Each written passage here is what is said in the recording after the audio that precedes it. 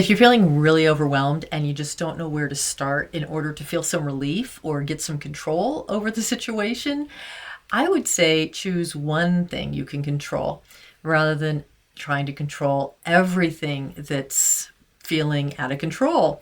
Just choose one thing. When we feel really overwhelmed, focusing on what we can control helps us reduce our anxiety. It helps us feel calmer. We're much, much better able to handle the challenges because our brain just works better when we're calmer and have less anxiety.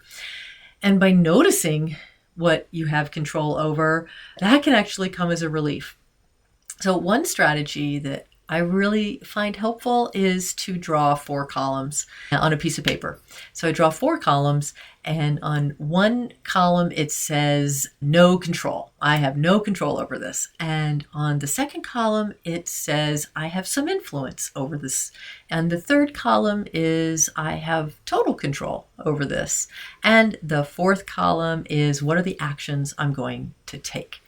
So that is just super helpful for knowing where do I have some control.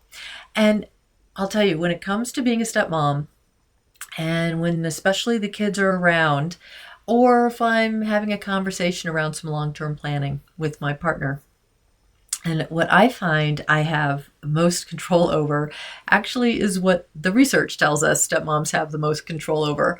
And so I keep this as a shorthand in my head that there are 5 keys and to stepmom happiness, and 3 of them I have total control over. 2 of them take some negotiation with my partner. So I want to share those with you, and let's see where you have some control over your stepmom experience right now. So I would say focus on yourself today or for the next 2 or 3 days. What do you have some control over? Let's figure it out. If you want to draw on a piece of paper those 4 columns, that would be great.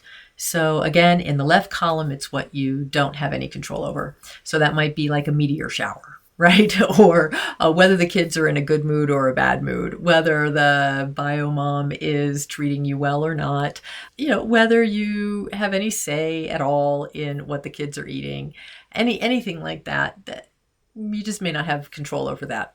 Some influence, you may have some influence. And then what do you have total control over? That could be, anything like whether or not you choose to be in the room when some tensions are happening, or what you eat for dinner, and whether or not you're going to pick up the kids, saying no, saying yes. We have control, right? Even though it doesn't sometimes feel like that, because it can feel like we don't have control over some things because we're choosing to avoid conflict or avoid looking like the meanie. But we do have some control. We're making a choice, and it can actually make you feel better when you're choosing to do something that is stressful. Isn't that odd? It's so odd. But like if I choose to go and pick up the kids, even though I know it's going to stress me out, but I know I'm choosing it. Nobody's making me do it. I am choosing it. This whole other way of thinking about it kicks in, and it's like this whole weight is taken off. There's not the resentment. There's not the feeling like I'm giving more than I'm getting or anything like that, because I know I'm making the choice, and it does help. So if you can figure out where you do have control, even if you're making choices that are stressful, that's great. And then you also have control over reducing those stresses in a lot of cases. So yeah, brainstorm, put it in the list. And then there are things that aren't stressful that you have total control over. Put those in the list, because what you're doing is you're giving yourself this treat of seeing on the paper outside your head, not a jumbled mess in the head, but a clear list on the paper. Oh, wow. There are like 18 things I have control over. And there are like 6 things I have some influence over. And there are maybe 12 things I don't have any control over. I actually have a lot more control than I was realizing. And then what are the actions you want to take? So that's really a great strategy. So the 3 areas that we tend to have control over as a stepmom are getting expert insights, right? Oh my gosh, you can pore over some great stepmom books, some great stepmom forums. You can go to a Stepmom Coach. You can go to very, very few and rare and far between a stepmom coach or a stepmom counselor, stepfamily trained counselor, and you can get some expert insights so you know you're not crazy, and you can get some really wise advice. So that's definitely, you have some control over that. And then you could do that in the next day or two or three, any of those things, especially the reading and listening to podcasts and so forth. And then self-care. All right, so self-care, that's just, I mean, come on. We got to be doing that anyway, no matter what, whether we're stepmoms or not. So what does that look like for you today or for the next couple of days? And, if you think about your control column, what do you have control over? Do you have control over whether or not you say yes or no to picking up the kids or having dinner with them or whatever else is coming up in the next day or two for you? Could you actually maybe say no or say yes to something in order to take care of yourself better? Self-care could be making an appointment for yourself. Okay, I don't think I'm weird, but you tell me if I am.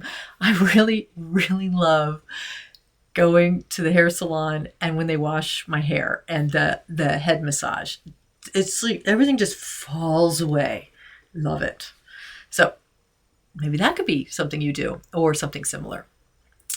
I have a friend who has an equine center where she has a lot of horses and she lets people ride them for stress reduction. So she does that. It could be anything. All right. You have total control, believe it or not, over self-care.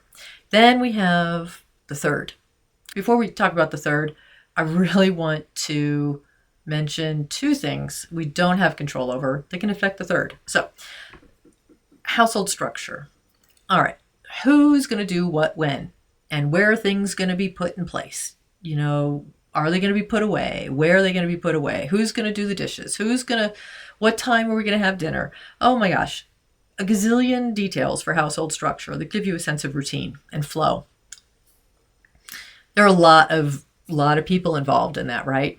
My gosh, that does not go in the control column. It just doesn't.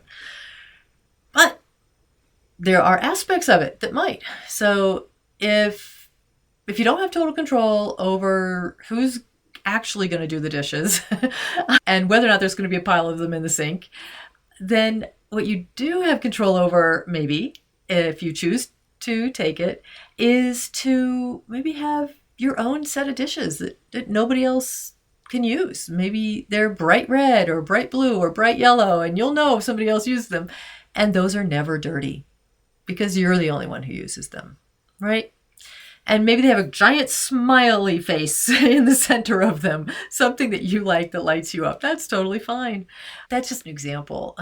Household structure, a way to take some control where otherwise you don't really have a lot. If they're eating at 6 and you and your child, are actually, you're used to eating later at 7, right? And so maybe some of the days you are going to eat at 7 by yourselves and they can eat together, your partner and their kids, at 6. You can split it up. Don't always have to all be together. So the structure, even though they may not be agreeing with that, even though they aren't part of that decision, you may make that command decision for yourself. That's an example. Household structure. So you don't have total control there.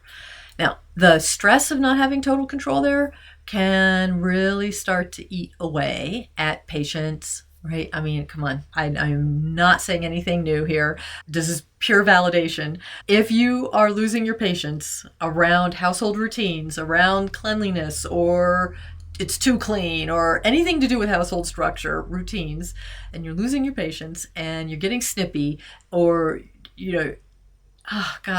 shaming other people, finding fault with other people, blaming, just losing yourself.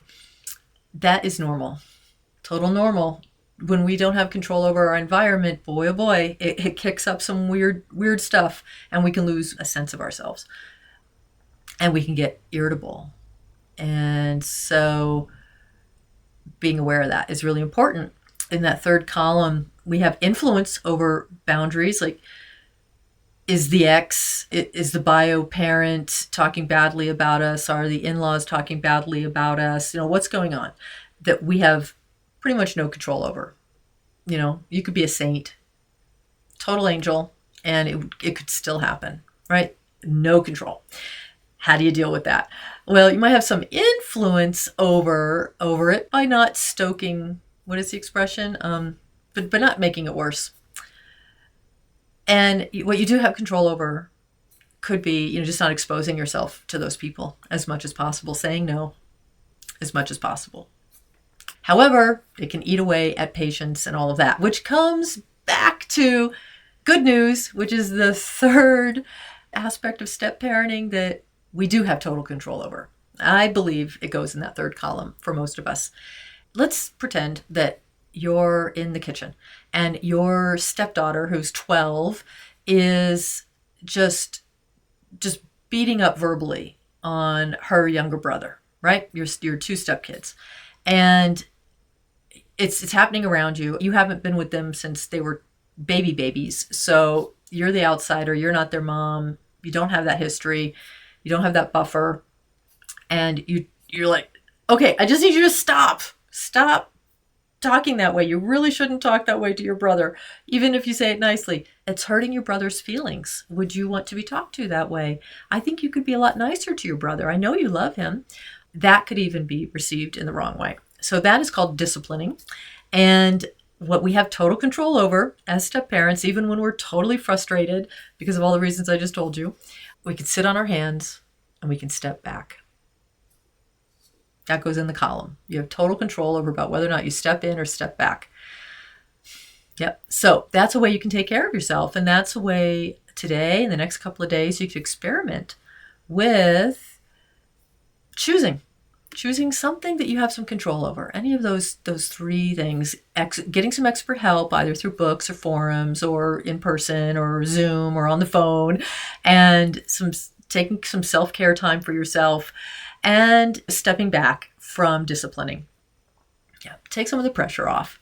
I wanted to share those with you today because I know that every day we're facing some of the same challenges and some new challenges, and those three are always going to be areas that you could lean into.